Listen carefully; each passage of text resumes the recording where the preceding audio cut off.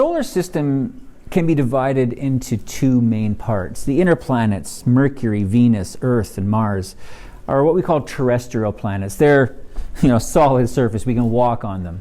They're not all really that nice to walk on. Earth isn't that bad, but they're not all like that. And then the outer four planets are Jupiter, Saturn, Uranus, and Neptune. And by the way, it is pronounced Uranus, not, the other way. The inner four planets are terrestrial and are therefore denser. They're rocky planets. I don't feel it's necessary to get into huge detail on all of the planets. This is information that can easily be determined.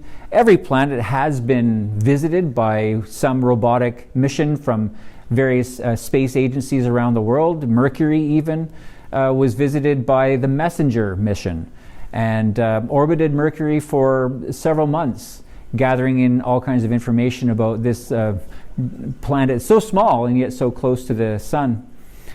Venus is an interesting one. It seems that in the 60s, when it seemed that the Russians weren't going to win the moon race, having the first man on the moon, they went after Venus. And the Venera mission started in the 60s, and they landed on the surface of Venus, actually. Americans have never done that.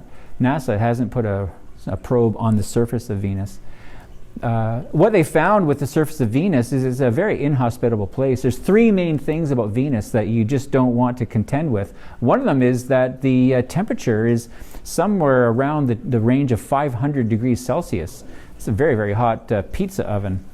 The air pressure is enormous. So if we call this one atmosphere, and that's how we refer to the air pressure on Earth, it's one atmosphere. On Venus, it would be 90 atmospheres. Now, by comparison, if I dove to the bottom of the rec center pool, it's 4 meters deep. The pressure there is about 1.5 atmospheres, even just at 4 meters. And at that depth, it hurts my ears. I can feel it in my sinuses and in my eyes. So at 1.5 atmospheres, it's already uncomfortable. Imagine 90 atmospheres. That would crush you, okay? And that's the surface of Venus. And then the other thing about Venus is it's got a perpetual rain, a sulfuric acid rain that would just eat away and corrode any sort of metallic object that you'd hope to arrive in or maybe build to live in. It wouldn't be a nice place at all. So Venus is a bit of a mess. Mars, on the other hand, is sort of all the opposites. Whereas this is one atmosphere, on Mars, you would have 1/100th of an atmosphere. So the air would be very light, making flight almost impossible. Although just recently, NASA did launch a helicopter named INGENUITY on the surface of Mars, a very intricately, delicately designed blade system to give it lift in a very, very light atmosphere. And as well, Mars doesn't have a magnetic field and therefore can't sustain life against this ionizing radiation that comes from the sun. And so if you're going to be on Mars with humans, you'd want to be deep down in the lowest valleys, because then you've got a certain amount of atmosphere, even though it's light, above you that will shield you from some of the sun's radiation, but you couldn't stay outside long.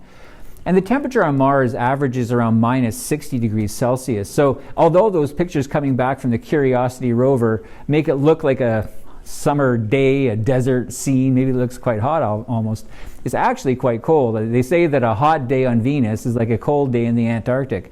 So if you want to go there, dress warm and watch out for that radiation. And there's no atmosphere that can sustain you. There's no free oxygen to breathe, and the atmosphere is very, very light. So your eyeballs would bulge out. Think of Arnold Schwarzenegger in that crazy movie a few years back. But so Mars is not a hospitable place. It's got a couple of moons that are interesting, Phobos and DEIMOS, which means fear and terror. But they're really just captured asteroids from the asteroid belt. But these are the sort of things that we go after when we're studying the inner solar system. Just an overview. I would say Venus and Mercury will not be destinations for human exploration.